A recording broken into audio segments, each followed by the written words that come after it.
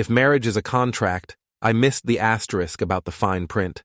My name is Rick Mason, and at 39, I thought I had life figured out. Project manager at Midwest Logistics, decent salary, nice house in Cleveland's suburbs, and a wife who still turned heads at company parties. Valerie Mason, operations executive at Premier Packaging, ambitious and sharp as a razor blade. That Tuesday morning started like any other. Valerie sat across from me at our kitchen table, perfectly dressed for another day of corporate warfare. Her blonde hair was pulled back in that severe bun she favored for important meetings, and her navy suit looked expensive, more expensive than I remembered buying. "Working late again tonight," she announced, not looking up from her phone. "Big presentation tomorrow." I studied her face, noting the careful application of makeup, the subtle perfume that seemed too strong for a typical workday. "Third time this week. Brad really has you burning the midnight oil."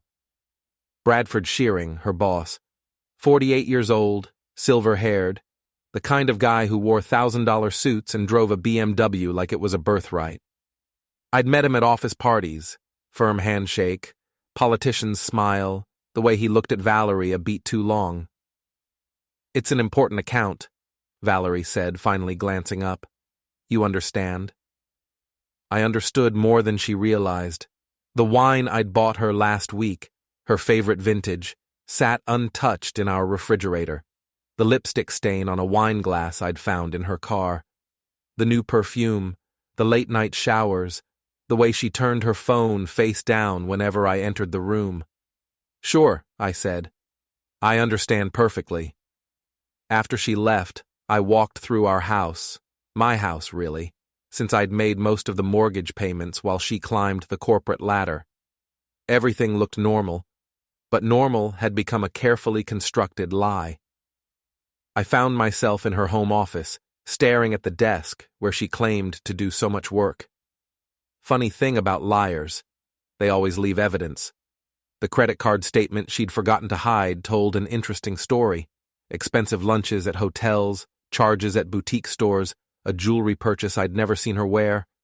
My wife was living a double life, and I was apparently the only one not invited to the party.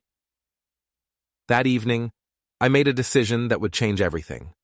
I bought a bottle of her favorite wine and drove to Premier Packaging's downtown office building. Surprise visits were romantic, right?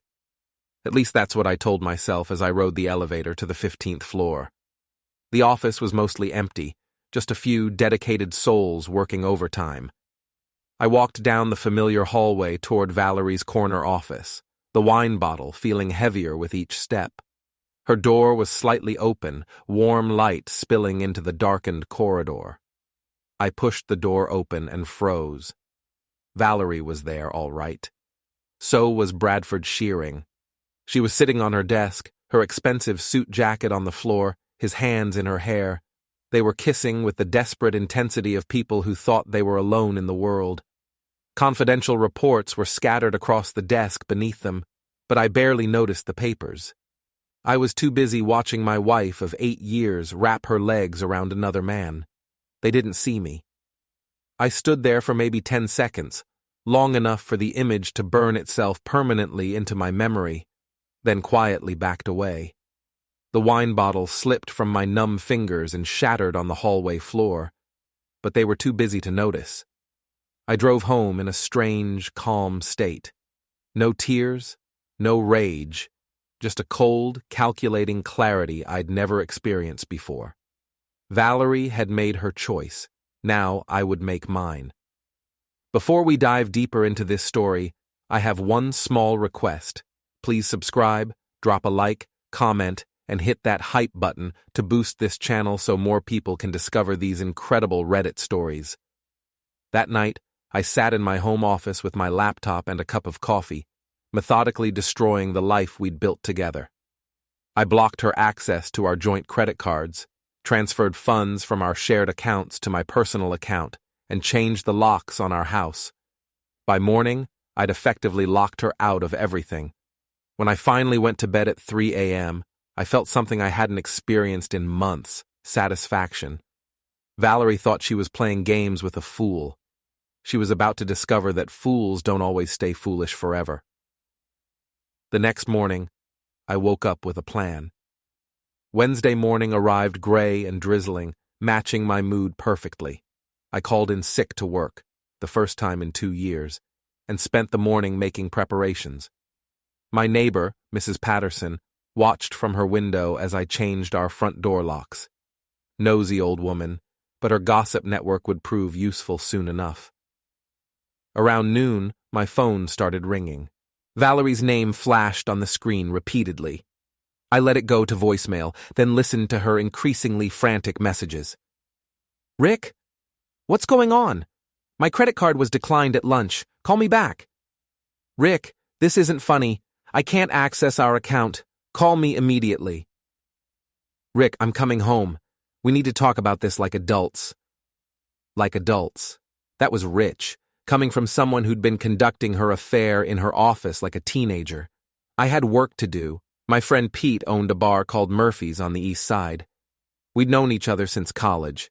He was the kind of guy who'd help you move a body without asking questions, though hopefully it wouldn't come to that. More importantly, Pete's cousin Danny worked in IT security and owed Pete several favors. "You look terrible," Pete said when I walked into his bar that afternoon. The place was nearly empty, just a few regulars nursing beers and watching daytime television. "Thanks for the pep talk." I slid onto a bar stool and accepted the beer he offered. "I need a favor." "Figured as much. You never come in here during the day unless someone's in trouble." "What did Valerie do now?" Pete had never liked my wife. He claimed she was too polished, too ambitious, too good at making people believe whatever she wanted them to believe. I'd always defended her, right up until yesterday evening. "She's having an affair with her boss." Pete's expression darkened. "You sure?" "Caught them in her office last night. They were going at it like the world was ending." "What do you need?" This was why I valued Pete's friendship. No judgment, no lectures about marriage counseling or working things out. Just a simple question about what came next. "Information. Danny still work for that security company?" "Yeah, and he's still got connections all over the city." "What kind of information?" I explained my plan. Pete listened without interruption, occasionally nodding or raising an eyebrows at the more creative elements. When I finished, he was grinning. "You're more devious than I gave you credit for," he said. "Danny can definitely help with the office building security footage. Might take a few days, but he can get what you need." "Good. There's something else." I pulled out my phone and showed Pete the photos I'd taken of Valerie's credit card statements, the hotel receipts, the jewelry purchases. "I need these to reach the right people at her company, anonymously." "HR department?" "For starters. But I'm thinking bigger. Board members, department heads, anyone who might be interested in knowing that their operations executive is conducting personal business on company time." Pete whistled low. "You're not just going after her. You're going after both of them." Brad Shearing has been taking advantage of his position for years. I'm just helping bring his activities to light. That evening, I waited in my living room with all the lights off, watching through the front window. Valerie's car pulled into our driveway at exactly 7:30. She sat behind the wheel for several minutes, probably trying to call me again, before finally getting out and walking to the front door. I heard her key scraping uselessly in the lock, followed by increasingly aggressive attempts to force the door open. Then came the knocking. "Rick! Rick! Open this door! We need to talk!" I stayed perfectly still, watching her through the window. She looked frazzled, her perfect corporate armor showing cracks. Her expensive suit was wrinkled, her hair coming loose from its professional bun. "I know you're in there. Your car is in the garage." The knocking became pounding. Mrs. Patterson's porch light came on next door, and I saw her curtains twitch. Good. Let the neighbors see Valerie's desperation. After 20 minutes, Valerie gave up. She returned to her car and sat there for another hour, making phone calls, probably trying to reach Bradford, though I doubted he'd be eager to help her with domestic problems. Men like him enjoyed the affair part, but wanted nothing to do with the messy consequences. Finally, she drove away.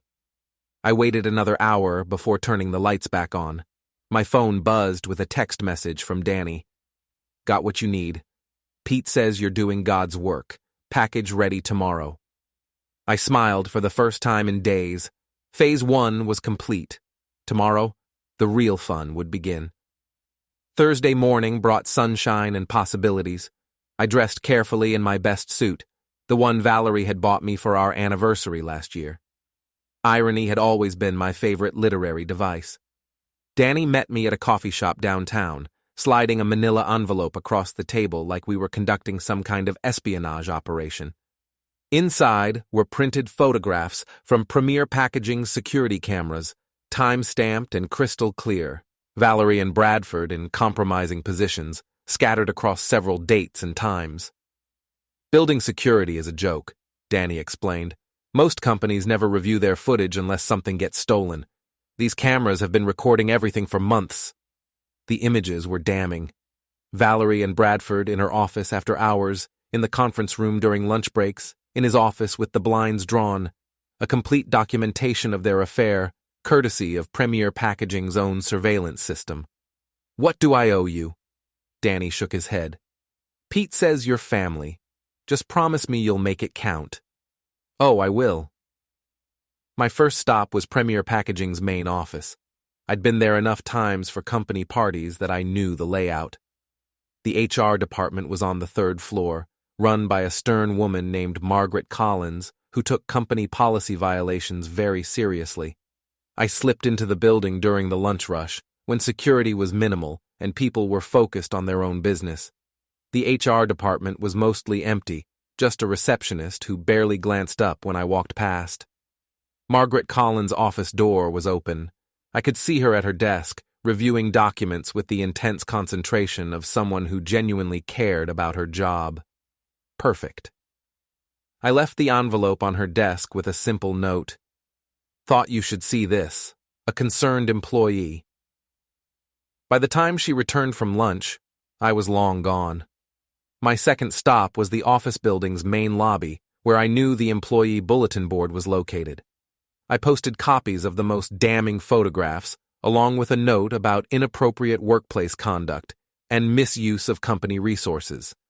Subtle, but effective. The third stop was the most satisfying. Brad Shearing lived in an upscale neighborhood about 20 minutes from downtown. His wife, Patricia, was a prominent member of the local country club and several charity organizations, the kind of woman who valued reputation above almost everything else. I left an envelope in their mailbox, addressed to Patricia personally. Inside were copies of the photographs and credit card statements, showing Bradford's expensive gifts to Valerie. No note necessary. The evidence spoke for itself. That afternoon, I returned to Murphy's to wait for the fireworks to begin. Pete was working the early shift, polishing glasses and pretending not to be excited about our scheme. How long do you think it'll take? He asked. HR departments move fast when there's potential for lawsuits. I'd guess by tomorrow morning, maybe sooner. My phone rang. Valerie's name appeared on the screen. You should probably answer that, Pete suggested. I let it ring. Then I let the next 3 calls ring as well. Finally, I turned the phone off entirely. She'll figure it out soon enough, I told Pete. Right now, she's probably still thinking this is about the affair. She has no idea what's really coming. Pete raised his beer in a mock toast. To consequences. To consequences, I agreed. That evening I drove past Premier Packaging's office building. The parking garage was nearly empty, but I could see lights on in several offices. Crisis management mode, probably. HR working late, executives having emergency meetings, damage control in full swing. I wondered if Valerie and Bradford were in there, trying to figure out how their secret had been exposed. I wondered if they were blaming each other yet, or if they were still pretending this was something they could manage. Tomorrow would bring answers. Tonight, I went home to my empty house and slept better than I had in months. Friday morning exploded like a firecracker factory. My phone, which I'd turned back on over coffee, immediately started buzzing with missed calls and text messages. 17 voicemails from Valerie, each one more desperate than the last. I listened to them while making breakfast, marveling at her progression from anger to panic to something approaching hysteria. "Rick, I don't know what you think you're doing, but this has gone too far. Call me back immediately. Rick, please, we can work this out. Just call me back. Rick, they're saying I might lose my job. Please, I'm begging you. Call me back." The final message was barely coherent, recorded at 3 a.m. "Rick, I'm sorry. I'm so sorry. Please don't do this. Please don't destroy everything. I love you. I've always loved you. This was a mistake, just a stupid mistake. Please call me back." Too little, too late. My phone rang again. This time it wasn't Valerie, it was Pete. "You need to get down here," he said. "Now, trust me on this." Murphy's was busier than usual for a Friday morning. I found Pete behind the bar, grinning like he'd won the lottery. "Jenna Martinez is here," he said, nodding toward a corner booth. "Valerie's work friend. She's been here for an hour, drinking coffee and talking to anyone who'll listen." Jenna was a gossip of the highest order, the kind of person who knew everyone's business and couldn't keep her mouth shut if her life depended on it. She worked in Premier Packaging's accounting department and had been Valerie's closest office ally. "What's she saying?" "Everything. Apparently, the whole place is in chaos. HR launched a full investigation yesterday afternoon. Bradford got suspended pending review. Valerie's been called in for questioning 3 times. I walked over to Jenna's booth. She looked up with red-rimmed eyes, clearly having been crying. "Rick! Oh my God, Rick, I'm so sorry. I had no idea. None of us had any idea." I slid into the booth across from her. "What's happening over there?" "It's a disaster. Complete disaster. Someone sent HR all these photos, and they're investigating everyone who might have known. They think there might be other affairs, other violations. The whole executive floor is under scrutiny." "What about Valerie?" Jenna's face crumpled. "She's finished. Margaret Collins called her into the office yesterday and showed her the photos. Valerie tried to deny it, but the evidence was overwhelming. They've suspended her too, pending investigation." "And Bradford?" "His wife showed up yesterday afternoon. Patricia Shearing, you know her? She marched right into his office and started screaming. Security had to escort her out, but not before she threw his coffee mug at the wall. The whole floor heard everything." I felt a warm satisfaction spreading through my chest. That must have been uncomfortable. Uncomfortable? Rick, it was a nightmare. Bradford tried to blame Valerie, said she seduced him, that he was the victim. Valerie started crying and saying it was all a misunderstanding. Nobody believed either of them. Jenna leaned forward conspiratorially. "But here's the really crazy part. They found other stuff during the investigation. Bradford's been using company credit cards for personal expenses, taking clients to expensive restaurants and charging it as business meetings when it was really just him showing off. The board is furious. So it's not just about the affair anymore. Not even close. They're talking about firing both of them, maybe even criminal charges for misuse of company funds. Bradford's career is over, and Valerie—" Jenna trailed off, shaking her head. "What about Valerie?" "She's been trying to reach you for 2 days. She's desperate, Rick. She knows she messed up, and she knows you're the one who exposed them. She's been asking everyone if they know how to contact you. She can contact me the same way she always has. She just might not like what I have to say."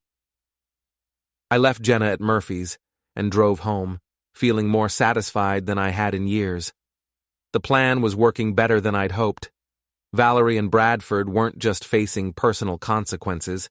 Their professional lives were crumbling too. That afternoon, I finally answered one of Valerie's calls.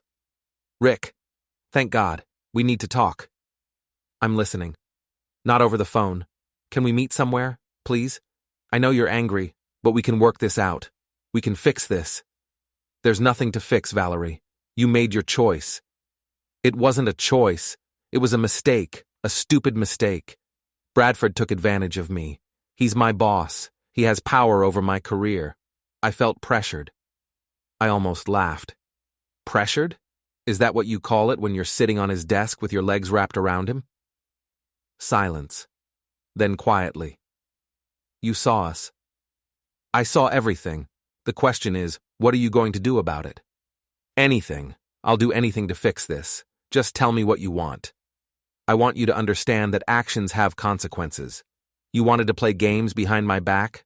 Fine, but now we're playing by my rules. I hung up before she could respond. The weekend passed quietly, but Monday brought fresh chaos. I returned to work at Midwest Logistics, where news of Premier Packaging's executive scandal had already spread through the industry grapevine. My coworkers offered sympathetic looks and carefully worded condolences, not quite sure how to address the fact that my wife was at the center of a corporate meltdown. Heard about the trouble over at Premier, my supervisor Tom Bradley said during our morning meeting. Sorry you're caught up in all that mess. Thanks, Tom. I'm managing. Take whatever time you need. Family situations can be complicated. If only he knew how uncomplicated this was becoming. Tuesday afternoon brought an unexpected visitor to my office. Margaret Collins from Premier Packaging's HR department appeared at my desk, looking professional but tired. Mr. Mason, I'm Margaret Collins. I was hoping we could talk privately. We found an empty conference room. Margaret closed the door and sat across from me, her expression serious. I want you to know that Premier Packaging takes workplace conduct violations very seriously. The situation involving your wife and Mr. Shearing is being handled according to our strictest protocols. I appreciate that. I also want you to know that we've discovered additional irregularities during our investigation. Financial discrepancies, misuse of company resources, violation of multiple policy guidelines. This goes far beyond a simple personal relationship. I nodded sympathetically. That must be very disappointing for the company. It is. Mr. Shearing has been terminated, effective immediately. Mrs. Mason's employment is also being reviewed, though her hearing isn't scheduled until next week. I see. Margaret leaned forward slightly. Mr. Mason, I have to ask, do you have any knowledge of how these photographs came to our attention? The anonymous tip that started this investigation? I met her gaze steadily. I'm afraid I don't know anything about that. I've been dealing with my own personal situation. She studied my face for a moment, then nodded. Of course. I understand this must be very difficult for you. After Margaret left, I called Pete with an update. Bradford's out? Pete sounded delighted. Completely? Terminated, and they're still investigating Valerie. Beautiful. What's your next move? Patience. Let the system work. But I do have one more idea. That evening, I drove to Bradford's neighborhood. His house was dark except for a few windows, and his BMW wasn't in the driveway, probably staying at a hotel while Patricia decided whether to throw him out permanently. I parked down the street and waited. Around 9 p.m., Bradford's car pulled into the driveway. He sat behind the wheel for several minutes before getting out, moving like a man carrying the weight of the world. I gave him 10 minutes to get settled, then walked up to his front door and rang the bell. Bradford answered wearing a bathrobe and holding a glass of what looked like whiskey. His face went through several expressions when he saw me: surprise, guilt, anger, and finally resignation. Rick, I suppose I should have expected this. Can we talk? He stepped aside to let me in. His house was impressive. Marble floors, expensive furniture, the kind of place that screamed success and status. Too bad he'd thrown it all away for an affair with my wife. Patricia's not here, Bradford said, leading me to his living room. She's staying with her sister while she decides whether to file for divorce. I'm sorry to hear that. Bradford laughed bitterly. Are you? Because it seems like you've been working pretty hard to destroy both our lives. I didn't destroy anything. I just brought the truth to light. The truth? Bradford took a long drink. The truth is that your wife seduced me. She came on to me, made it clear she was available, practically threw herself at me. I was weak and I gave in. But she started it. I felt my temper rising, but kept my voice calm. That's an interesting version of events. It's the truth. Valerie is ambitious, calculating. She saw an opportunity to advance her career and took it. I was just the means to an end. So you're the victim here? We're both victims. You, me, Patricia, even Valerie. Nobody wins in situations like this. I stood up. You're wrong about that, Bradford. I'm winning. I'm winning because I'm not a cheater, and I'm not a liar, and I'm not sitting in an expensive house making excuses for my behavior while my marriage falls apart. Bradford's face flushed. You self-righteous piece of— Careful, I interrupted. You've already lost your job and probably your wife. Don't lose your dignity, too.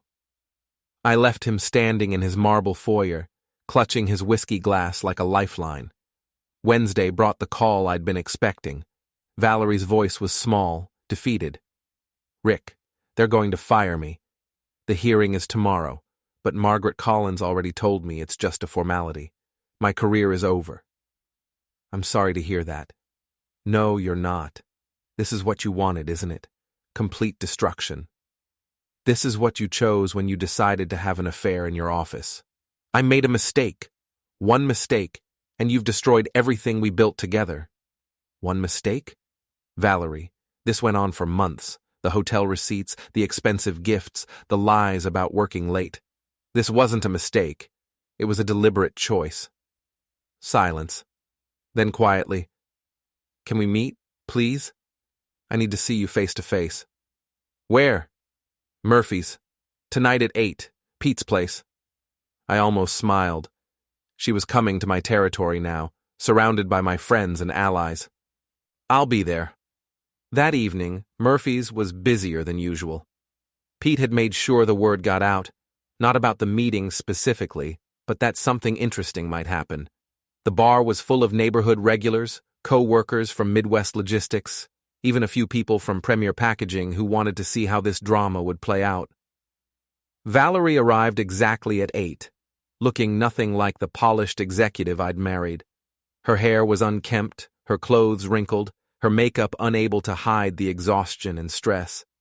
She looked around the crowded bar nervously before spotting me at a corner table. Hello, Valerie. She sat down across from me, her hands shaking slightly. Rick, I know you hate me. I know what I did was unforgivable. But please, can't we find some way to move forward? Move forward to what? I don't know. Counseling, maybe. A fresh start. We could move away. Start over somewhere else. With what money? You're about to lose your job, remember? Her face crumpled. I know I messed up everything. But we had 8 good years together. That has to count for something. 8 years of lies, apparently. How long has this been going on, Valerie? Really? She looked around the bar, aware that people were watching us. Can we go somewhere more private? No. Answer the question. 6 months, she whispered. It started 6 months ago. Why? I don't know. Bradford was charming, powerful. He made me feel important, special. He promised he could help my career. And what about me? What about our marriage? You were always so stable, predictable. I knew you'd always be there, so I took you for granted. I thought I could have both. I leaned back in my chair, studying her face. Do you know what the worst part is? It's not the affair. It's that you thought I was stupid enough not to figure it out. I never thought you were stupid. No? Then why did you leave credit card statements lying around? Why did you use the same perfume for him that you wore for me?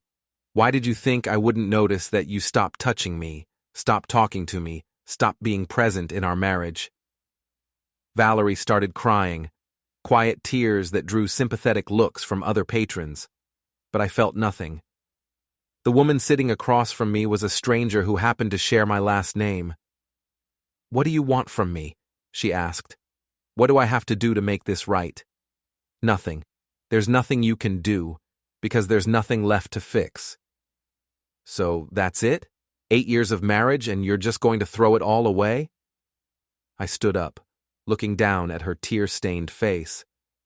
"I didn't throw anything away, Valerie. You did. I'm just cleaning up the mess." The entire bar had gone quiet, everyone listening to our conversation. Valerie looked around desperately, aware that her humiliation was playing out in front of an audience. "Please," she whispered, "don't leave me with nothing.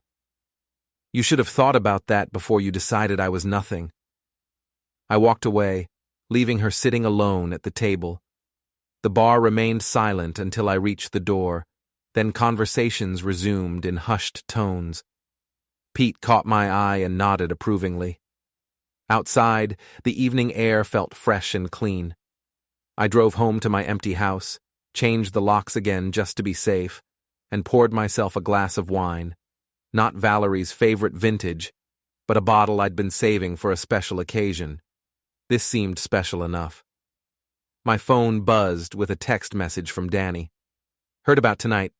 You handled that perfectly. She's finished." Then another message, this one from Tom Bradley. "Saw what happened at Murphy's. Sorry it came to that, but you did what you had to do." Word traveled fast in our neighborhood. By tomorrow, everyone would know that Valerie Mason had begged for forgiveness and been rejected. Her humiliation was complete. I sat in my living room, looking around at the house we'd shared, the life we'd built together. Tomorrow, I'd start the divorce proceedings. Next week, I'd probably have to deal with lawyers and paperwork and all the tedious details of dissolving a marriage. But tonight, I felt something I hadn't experienced in months. Peace. The game was over, and I had won. 3 months later, I ran into Jenna Martinez at the grocery store.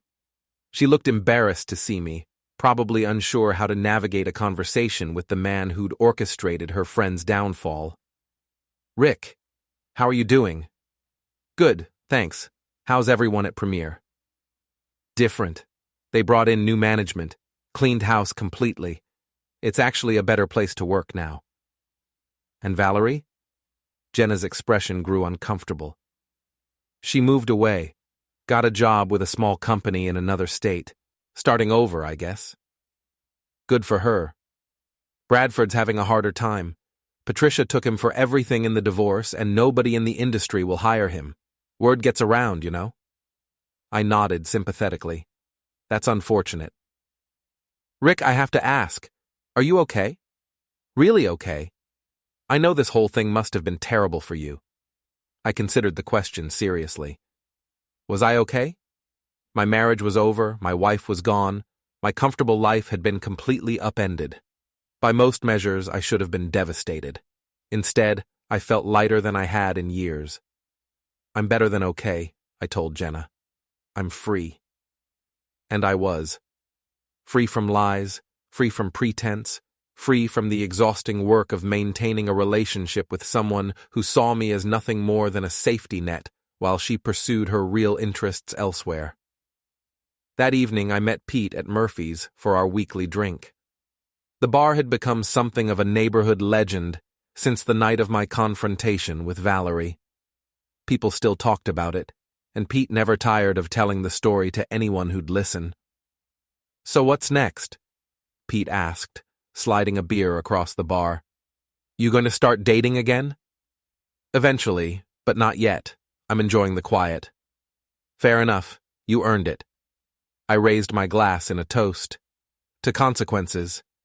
Pete grinned and clinked his glass against mine. "To consequences." Outside, Cleveland's skyline glittered in the distance. Somewhere out there, Valerie was starting over, trying to rebuild the career and reputation she'd destroyed. Somewhere else, Bradford was probably doing the same. I wished them well, in an abstract sort of way. After all, everyone deserved a second chance, but they'd have to earn theirs the hard way, just like I'd earned mine.